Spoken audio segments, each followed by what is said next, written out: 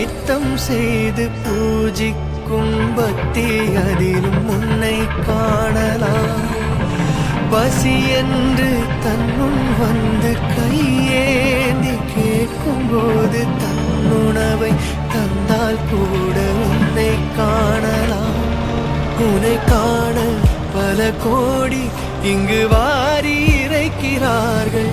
எளிதாக உன்னை சேர இங்கு யாரு நினைக்கிறார்கள்? அலங்காரம் அதில் நீ இல்லை, அகங்காரம் மனதில் இல்லை. சிறு கள்ளம் கபடம் கலந்திடாத